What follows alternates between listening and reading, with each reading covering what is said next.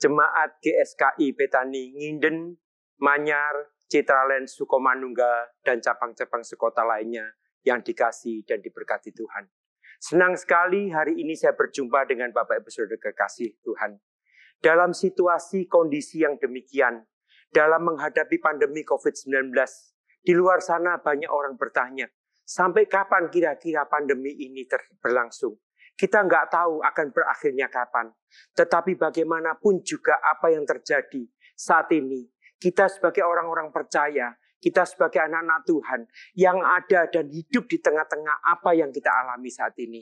Firman Tuhan pada hari ini mengajarkan kepada setiap kita, bagaimana sikap kita terhadap janji Tuhan yang Tuhan nyatakan buat kita.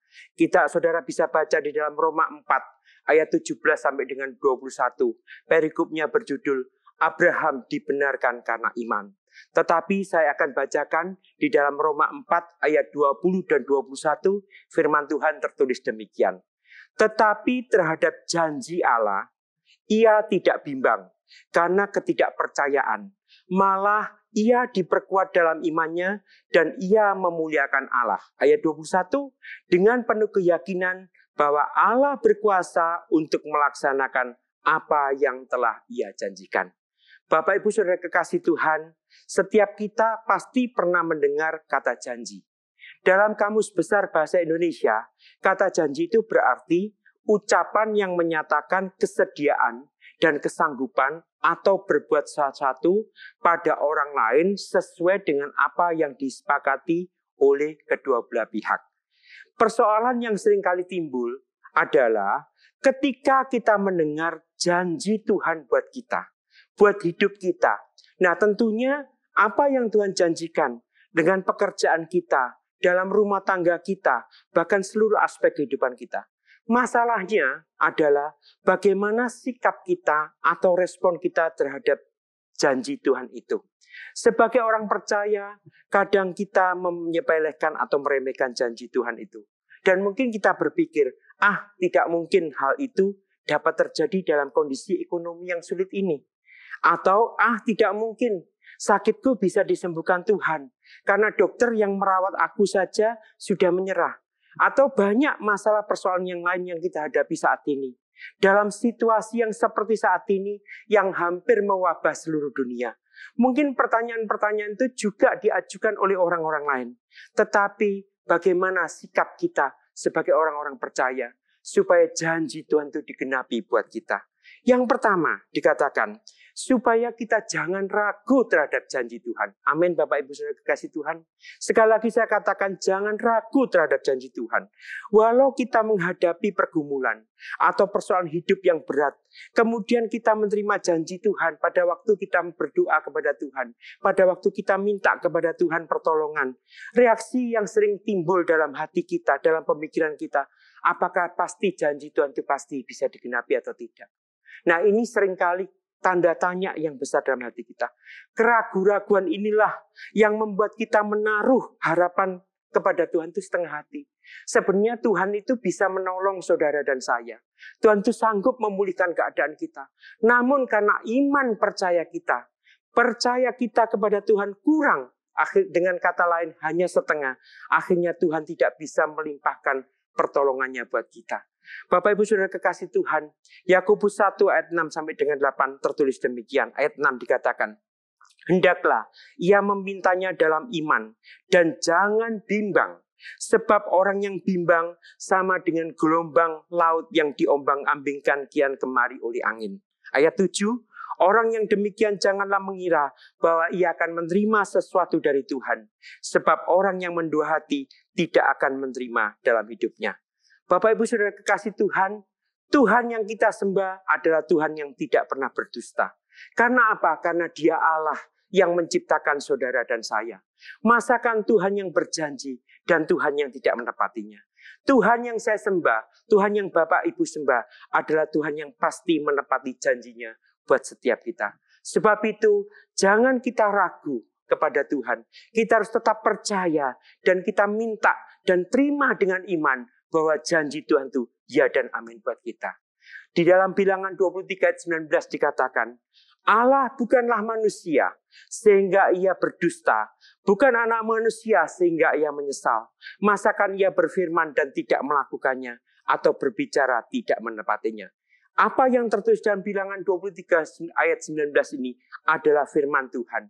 Karena apa yang tertulis dalam firman Tuhan itu yang adalah ya dan amin. Dan pasti terjadi buat setiap kita. Karena dikatakan Allah bukanlah manusia sehingga ia berdusta. Bukan anak manusia sehingga ia menyesal. Masakan ia berfirman dan tidak melakukannya. Bapak Ibu Saudara kekasih Tuhan, poin yang pertama yang Tuhan ajarkan buat kita, supaya kita jangan ragu terhadap janji Tuhan buat kita. Poin yang kedua, dikatakan supaya kita jangan bimbang terhadap janji Tuhan. Bapak Ibu Saudara kasih Tuhan, banyak orang beranggapan tidak ada perbedaan antara kata ragu dan kata bimbang. Namun saya pelajari dalam Kamus Besar Bahasa Indonesia, kata ragu itu punya arti adalah kurang percaya. Bahkan dikatakan, sedangkan kata bimbang adalah punya arti khawatir atau cemas.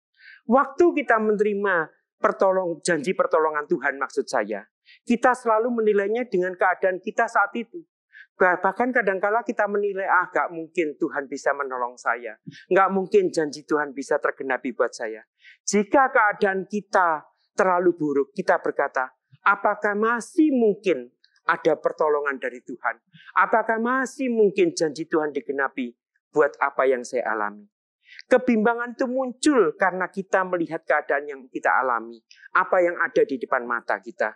Tetapi sebenarnya Bapak Ibu Saudara kekasih Tuhan, sebenarnya kebimbangan itu adalah sesuatu yang belum pasti terjadi. Kekhawatiran itu belum sesuatu yang pasti terjadi.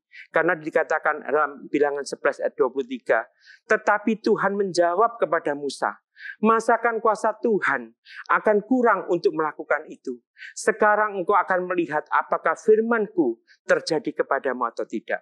Bapak Ibu Saudara kekasih Tuhan, kalau Bapak Ibu baca di dalam Bilangan 11 ini, bagaimana pertolongan Tuhan dinyatakan kepada bangsa Israel. Karena pada waktu itu bangsa Israel mungkin setiap harinya harus makan mana. Dia harus setiap pagi harus mengumpulkan mana yang besarnya seperti ketumbar. Yang malam harinya bersamaan dengan turunnya embun, maka mana itu akan turun. Dan setiap keluarga masing-masing di setiap kemah mereka bisa mengambil sesuai dengan kebutuhan masing-masing. Dan akhirnya mereka mengatakan, kalau dengan bahasa yang lain saya katakan, mungkin mereka sudah terlalu banyak makan mana sehingga mereka ingin makan daging. Karena akhirnya mereka juga bersungut-sungut kepada Musa, kepada Tuhan. Yang dalam hal ini mereka mengatakan, kalau di Mesir saya makan ikan gratis, saya makan daging gratis, semuanya disediakan. Tetapi di dalam perjalanan dari Mesir untuk menuju tanah perjanjian yang dipimpin oleh Musa, mereka seakan-akan hanya makan yang disediakan Tuhan, yaitu mana saja. Tetapi apa yang Tuhan nyatakan, apa yang Tuhan berikan, secara manusia sesuatu itu adalah mustahil, Bapak Ibu. Tetapi dikatakan sekali lagi, tetapi Tuhan menjawab Musa, masakan kuasa Tuhan akan kurang untuk melakukan itu. Demikian juga firman ini juga buat saudara dan saya. Masakan kuasa Tuhan itu kurang buat setiap kita. Karena pertolongan demi pertolongan, mujizat demi mujizat kita dapatkan setiap hari. Yang tadinya tidak masuk akal, yang tadinya tidak mungkin, tapi Tuhan bisa berbuat sedemikian dan luar biasa-nya untuk menolong kita. Sekarang engkau akan melihat apakah firman-Ku terjadi padamu atau tidak. Akhirnya dengan apa yang Tuhan nyatakan kepada Musa, Tuhan bisa kirimkan daging, yaitu melalui yang namanya burung puyuh. Yang mana Tuhan sediakan, bahkan bangsa Israel boleh dikatakan menikmati daging itu dengan gratis, tanpa harus membeli. Karena Musa mengatakan, tidak mungkin Tuhan dengan hewan peliharaan, dengan ternak yang ada pada kami saat ini, harus kami menghidupi bangsa yang besar ini. Bagaimana mungkin Tuhan, kenapa engkau harus membebankan ini semua kepadaku? Karena bangsa Israel ini Tuhan bawa keluar, dan Tuhan sudah pilih aku. Oleh karena itu Musa mengatakan, Musa minta pertolongan dari Tuhan. Dan akhirnya, apa yang Tuhan janjikan, Musa tidak bimbang terhadap janji Tuhan itu. Dikatakan dalam Lukas ayat 1 ayat 37, ayat ini tidak asing lagi buat kita. Sebab bagi Allah tidak ada yang mustahil. Saya katakan, sebab bagi Allah tidak ada yang mustahil. Bahkan Roma 4 ayat 17b dikatakan, yaitu Allah yang menghidupkan orang mati dan yang menjadikan dengan firman-Nya apa yang tidak ada menjadi ada. Yang untuk Allah bisa menghidupkan orang mati. Lazarus yang sudah mati pun bisa dibangkitkan. Tuhan punya rancangan-rencana yang indah buat setiap kehidupan kita semua pada hari ini. Saya percaya apa yang menjadi kesulitan kita, apa yang menjadi kebutuhan kita, apa yang menjadi masalah persoalan kita tetap percaya bahwa Tuhan itu janjinya ya dan amin buat kita semua. Amin Bapak Ibu Saudara kasih Tuhan. Poin yang ketiga dikatakan di dalam Ibrani 10 ayat 35 dan 36. Ayat 35 tertulis demikian. Sebab itu janganlah kamu melepaskan kepercayaanmu karena besar upah yang menantikannya. Sebab kamu memerlukan ketekunan supaya sesudah kamu melakukan kehendak Allah, kamu memperoleh apa yang dijanjikan itu. Poin yang ketiga yang terakhir, jangan berhenti percaya dan berharap kepada Tuhan.